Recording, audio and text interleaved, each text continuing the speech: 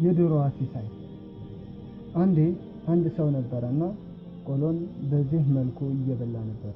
ወደ ላይ ይወረውራል፣ ልቅም ያደርጋል፣ ይወረውራል፣ ይለቅማል። እንዲህ እያደረገ እየበላ በነበረበት ሰዓት ይህቺ ቆሎ ከጉሮሮ ላይ ተሰንቅራ ትቀራለች።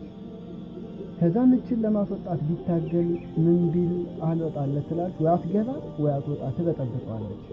የዛን ሰዓት አንድ ሰውን ሲያማከር ምን አለው?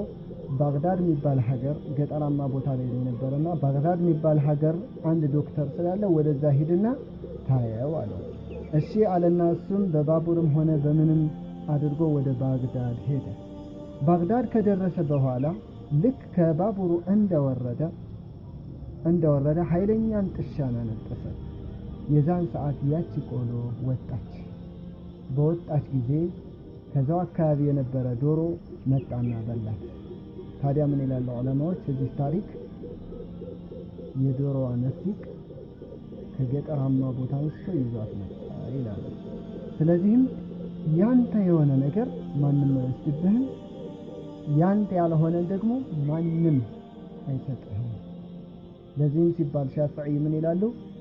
ዓሊምቱ አነ ሪዝቂ ለን የእኩለሃ ገይሪ ፈጥመአነ ባሊ ይላሉና ቀልብህ በርዚቅ ሊረጋጋ ይገባል።